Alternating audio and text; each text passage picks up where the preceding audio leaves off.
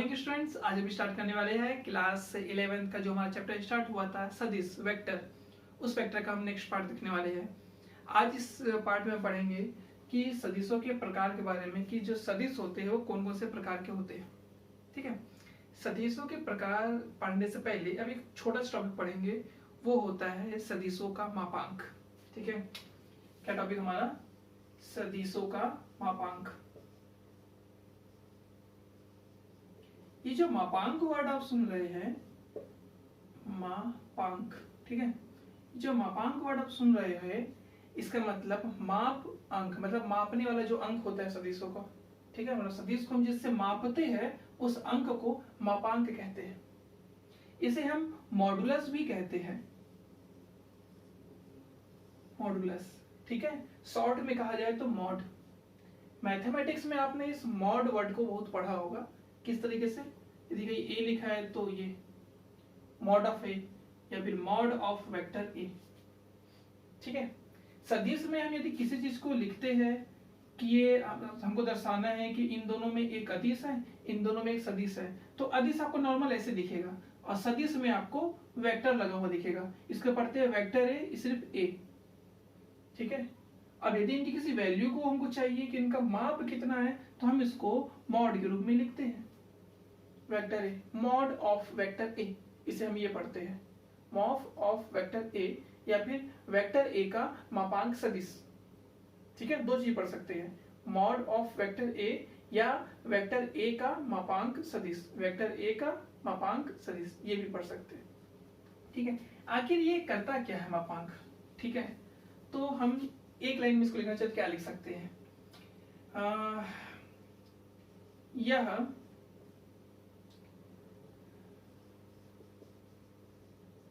सदिश राशियों के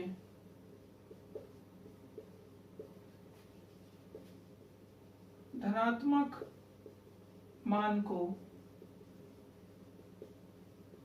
प्रदर्शित करता है। ठीक है, कैसे? यदि वेक्टर ए की वैल्यू अब सपोज आपके पास 2 है, तो आप मॉड ऑफ वेक्टर ए लिखोगे तो भी वो वैल्यू 2 ही रहेगी, कोई फर्क नहीं पड़ने वाला उसमें। ठीक है, एक और चीज, लेकिन यदि आपके पास वेक्टर ए की वैल्यू -2 है, तो मॉड ऑफ वेक्टर ए की वैल्यू आपके पास +2 मिल जाएगी। मतलब दोनों केस में आपको वैल्यू देखिए क्या मिल रहा है, उसका 2 पॉजिटिव मिल रहा है। ठीक है, दोनों ही केस में वैल्यू क्या मिल रही है हमको? दोनों ही पॉजिटिव मिल रही है, चाहे वो प्लस वाला लेके चले चाहे माइनस लेके चले। मतलब जो मापांक होता है वो वेक्टर के धनात्मक राशि को ही या धनात्मक मान को ही प्रदर्शित करता है, ऋणात्मक मान को पूरी तरीके से हटा देता है। ठीक है, ये होता है मापांक। तो यह सदिश राशियों के धनात्मक मान को प्रदर्शित करता है, इसे मॉड ऑफ वेक्टर ए से प्रदर्शित करते हैं। अब ये ध्यान रखिएगा, जहां जहां सदिश की बात होगी वहां वहां हम वेक्टर लगाएंगे उसके ऊपर। ठीक है, आपको देख के पहचान लेना है कि ये सदिश राशि है, ये अदिश राशि। मैंने लिखा मान लेते बी, तो मतलब ये अदिश राशि, मैंने लिखा वेक्टर बी, मतलब ये सदिश राशि। ठीक है, देख कैसे पहचान लेंगे हम। तो ये था सदिशों का मापांक, मतलब एक प्रकार से उनके मान को ही दर्शाता है कि सदिश का मान क्या होगा। ठीक है, इस सदिश का परिमाण भी कह सकते हैं एक प्रकार से, लेकिन परिमाण थोड़ा अपन और डीपली उसको पढ़ेंगे। तो ये मापांक उसका। ओके, देन हम देखते हैं सदिशों के प्रकार क्या क्या होते हैं, क्योंकि इसका यूज अभी उनके डेफिनेशन में होगा, इसलिए ये टॉपिक को पहले हमने कर लिया। तो सदिशों के प्रकार में हम सबसे पहला पॉइंट उठाते हैं समान सदिश। आखिर ये समान सदिश क्या होते हैं? यदि हम इसका डेफिनेशन लिखना चाहे तो सिंपल सा डेफिनेशन इसका बनेगा कि दो राशि, दो सदिश समान सदिश तब कहलाते हैं जब उनके मापांक और दिशा एक समान हो। ठीक है, दो चीजें, एक मापांक एक समान होनी चाहिए और इनकी दिशा क्या है वो भी एक समान होनी चाहिए। एग्जाम्पल लेते हैं इसका, एग्जाम्पल से ज्यादा अच्छे से समझ में आ जाएगा कि क्या होता है आखिर। तो हमने लिए एक लाइन लिया ये ऐसे, दूसरी लाइन लिया ये ऐसे। इस लाइन का मान है वेक्टर ए, इस लाइन का मान मान लेते हैं वेक्टर बी। इनको नाम दिया हमने। दोनों परिमाण में बराबर, मतलब उनका मापांक बराबर होना चाहिए, ये कंडीशन। ठीक है, और दिशा भी दोनों की किस तरफ है, एक ही तरफ है। मतलब ये कैसे सदिश है, तो ये कहलाएंगे आपके समान सदिश। मतलब और समान के साथ ही समांतर भी कहलाएंगे। ठीक है, क्योंकि समांतर रहते हैं। इनका परिमाण, इनकी वैल्यू सेम है, कोई आपको इस प्रकार से ये बड़ा या छोटा दिखाई नहीं देगा, सब आपको सेम दिखाई देंगे। ठीक है, तो समान सदिश कहलाएंगे। ये दोनों कंडीशन में फॉलो करते हैं, परिमाण एक बराबर होगा और दिशा भी एक बराबर होगी। परिमाण के रूप में चाहे तो हम कुछ वैल्यू ले सकते हैं कि यदि वेक्टर ए का मान 4 है तो वेक्टर बी का मान भी कितना होगा, 4 ही होगा। मॉड भी निकालेंगे तो भी 4 आता है। मॉड निकालने का तरीका होता है वो जो नेक्स्ट वीडियो बनेगा हमारा, जिसमें हम केवल न्यूमेरिकल्स करेंगे वेक्टर के, उसमें हम मापांक निकालना भी सिखाएंगे आपको, मापांक कैसे निकालते हैं। ठीक है, तो ये क्या आ गया हमारा, ये आ गया हमारा क्या बोलते हैं समान सदिश किसे कहते हैं, विद एग्जांपल हमने ले लिया। ओके, देन सेकंड हम देखते हैं विपरीत सदिश क्या होता है। ठीक है, तो सेकंड क्वेश्चन हम इसी में बना सकते हैं, तो हमको चेंज करने की जरूरत नहीं पड़ेगी। मापांक नहीं, थोड़ा चेंज करते हैं, दूसरा लेते हैं विपरीत सदिश। विपरीत सदिश, ओके, क्या डेफिनेशन बनेगा, दो सदिश विपरीत सदिश कहलाते हैं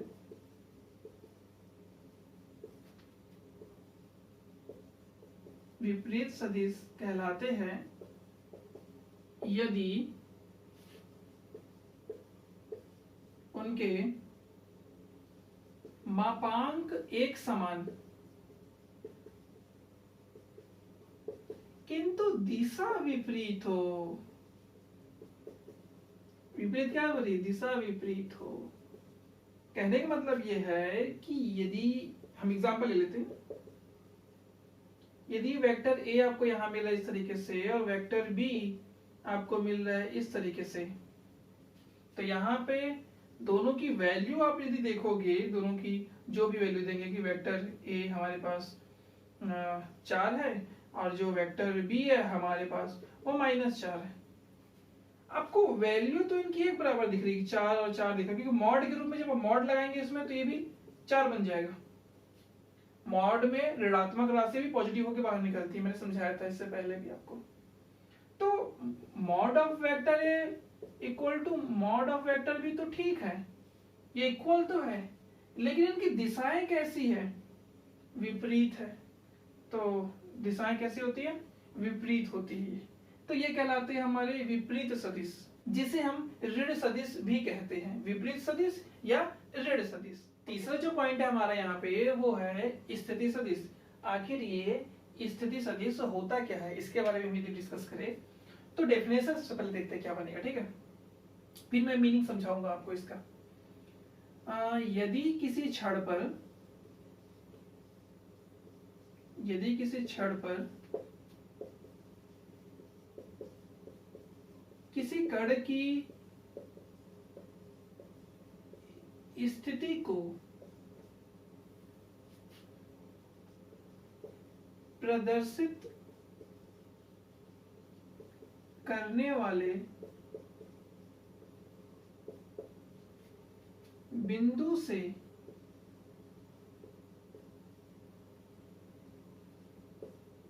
मूल बिंदु को मिलाने वाली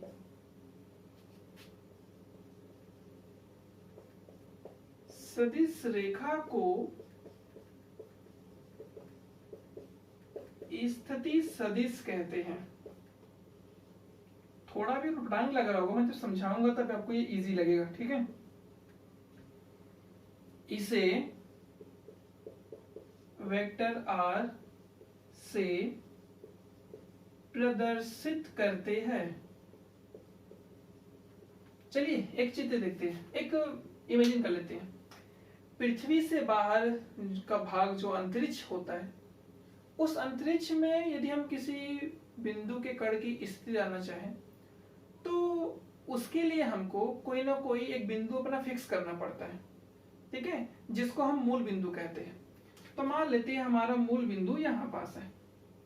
अब अंतरिक्ष में मैंने इससे पहले जो 1 विमी, 2 विमी, त्रिविमी पढ़ा था, तब हमने यहाँ बताया था कि जो अंतरिक्ष की स्थिति होती है वो त्रिविमी होती है, आकाश की स्थिति त्रिविमी होती है।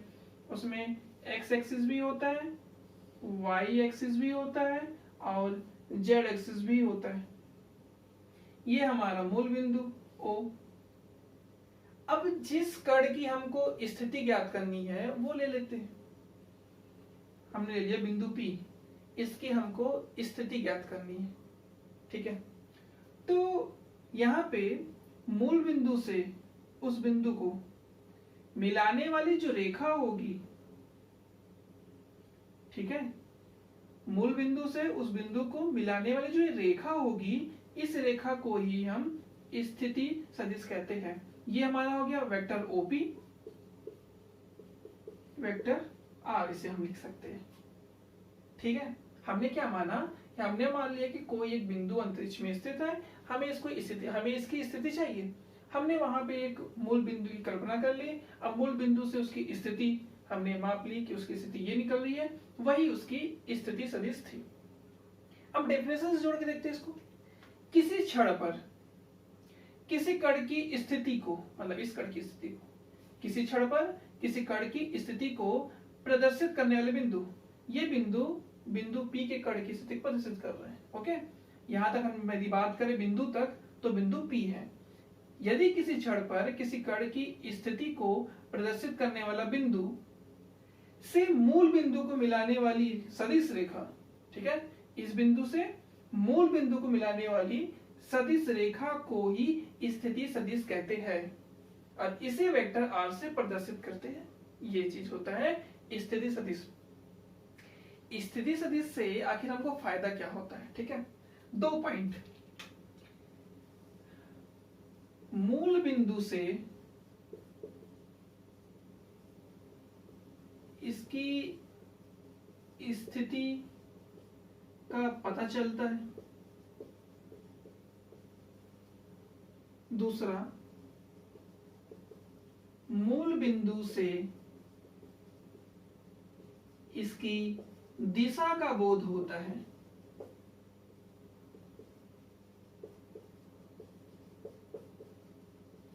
आप मैथमेटिक्स 11th मैथमेटिक्स में भी स्थिति सदिश को पढ़ेंगे, ठीक है, वहां भी पढ़ेंगे। तो ये 2 चीजों का पता चल रहा है, एक तो उसकी इसलिए पता चल रही है, उसकी दिशा पता चल रही है, किस दिशा में वो है, ठीक है। तो ये था सदिश। नेक्स्ट देखते हैं। चौथा पॉइंट है हमारा सह प्रारंभिक सदिश। अब ये सह प्रारंभिक सदिश क्या होता है, पहले डेफिनेशन लिख लेते हैं, ठीक है। उन सदिशों को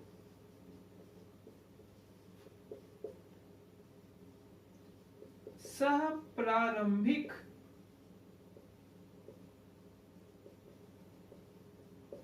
सदिश कहते हैं। उन सदिशों को सह प्रारंभिक सदिश कहते हैं जिनके प्रारंभिक बिंदु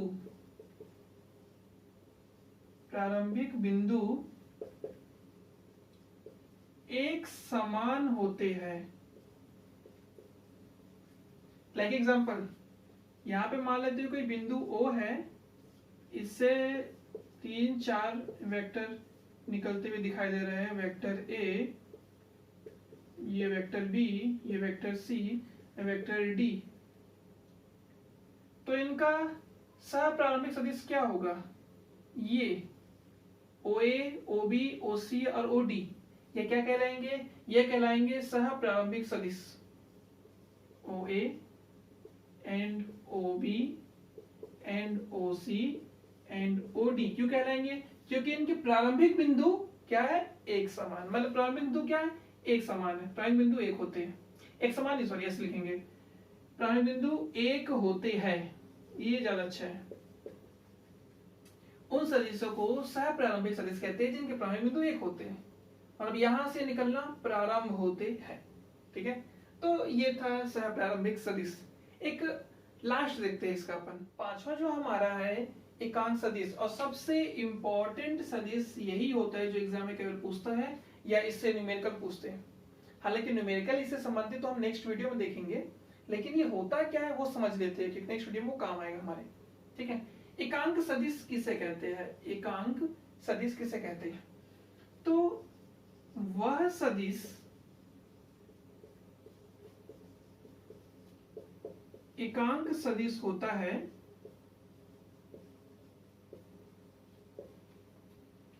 जिसका मापांक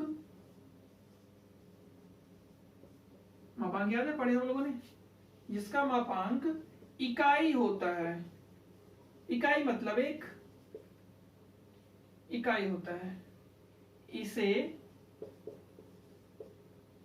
कैप ए, इसको कैप पढ़ते हैं ना, कैप ए से प्रदर्शित करते हैं। इसे कैप ए से प्रदर्शित करते हैं। ठीक है, तो ये बन गया इसका डेफिनेशन। अब इसके लिए सूत्र क्या बनता है? Cap A equal to vector A by mod of vector A. यदि सपोज मान लिया जाए कि इस मॉड ऑफ वेक्टर ए का मान, मतलब इसके मापांक का मान एक हो केवल, अगर इसकी वैल्यू एक होगी तो ये पूरा हट जाएगा। ये जो हमारा एकांक सदिश है वो केवल वेक्टर के बराबर होगा, वेक्टर ए के बराबर होगा, है ना। तो उसी से उसका डेफिनेशन बनता है कि वह सदिश एकांक सदिश होता है जिसका मापांक इकाई हो। इसे कैप ए से प्रदर्शित करते हैं। ठीक है, तो ये रहा डेफिनेशन और ये रहा हमारा सूत्र। आगे के प्रश्न हल करने में ये सूत्र ही हमारा बहुत ज्यादा काम आएगा। एक और क्वेश्चन है, हालांकि वो इतने इंपॉर्टेंट नहीं है, फिर भी उस टॉपिक को मैं यही बता दे रहा हूँ। छठवां क्वेश्चन है शून्य सदिश।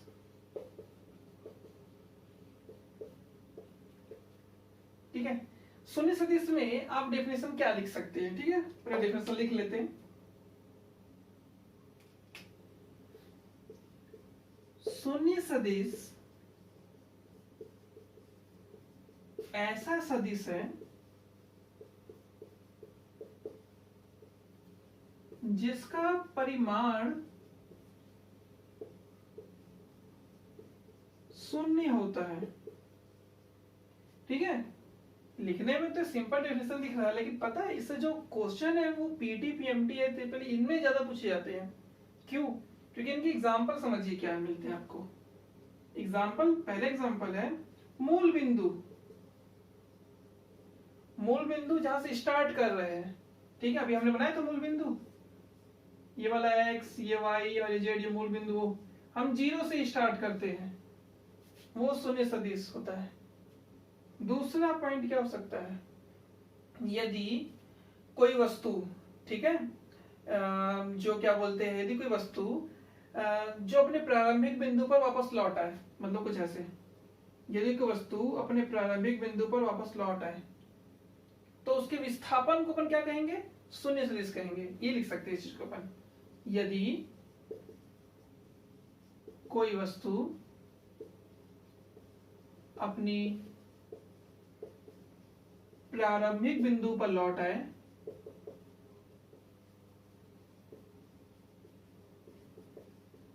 तो उसे शून्य सदिश कहते हैं। शून्य सदिश कहते हैं। कुछ बात समझ में? शून्य सदिश क्या होता है?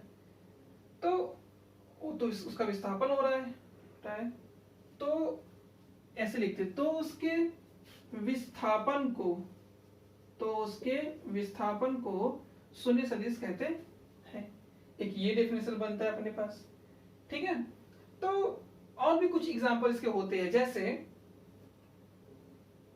तीसरा पॉइंट ये इसमें कि स्थिर वस्तु, कोई वस्तु स्थिर है तो स्थिर वस्तु का वेग शून्य सदिश कहलाता है। ये देखो और मिला शून्य सदिश। यही से क्वेश्चन पूछ देगा कि बोलेगा कि स्थिर वस्तु का वेग कौन सा सदिश कहलाता है, शून्य सदिश, एकांक सदिश, विस्थापन सदिश या समान सदिश या विपरीत सदिश, ऐसे सब क्वेश्चन पूछ सकते हैं। ठीक है, जबकि पूरे ये एग्जांपल शून्य सदिश के हैं। एक चीज और इसमें चौथा पॉइंट, यदि वस्तु का एक समान वेग हो, यदि वस्तु का एक समान वेग हो, वस्तु का वेग एक समान होने से क्या होगा पता है, वस्तु का वेग एक समान है, उसमें त्वरण उत्पन्न नहीं होगा। ठीक है, त्वरण उत्पन्न नहीं होगा तो त्वरण की वैल्यू क्या हो जाएगी, 0। मतलब यहां पे त्वरण कैसा है, यदि वस्तु का वेग एक समान हो तो त्वरण शून्य सदिश होगा। आई होप आपको समझ में आ गया होगा कि शून्य सदिश का इंपॉर्टेंट क्या है। डेफिनेशन तो एक लाइन की है, लेकिन इसके जो एग्जांपल है वो एग्जाम में काफी ज्यादा पूछे जाते हैं। ठीक है, तो ये था सदिश और सदिशों के प्रकार। नेक्स्ट वीडियो में हम देखेंगे कि इनके किस किस प्रकार से क्या बोलते हैं न्यूमेरिकल्स बनते हैं, आंकिक प्रश्न, गणितीय प्रश्न बनते हैं, उनको डिस्कस करेंगे। ठीक है, यदि आपको वीडियो अच्छा लगा हो तो प्लीज हमारे चैनल को लाइक, सब्सक्राइब और शेयर करना ना भूलें। साथ ही साथ नोटिफिकेशन बेल को प्रेस करें, जिससे हमारे द्वारा अपलोड किए गए वीडियो आपको नोटिफिकेशन के माध्यम से प्राप्त हो सके। Thank you.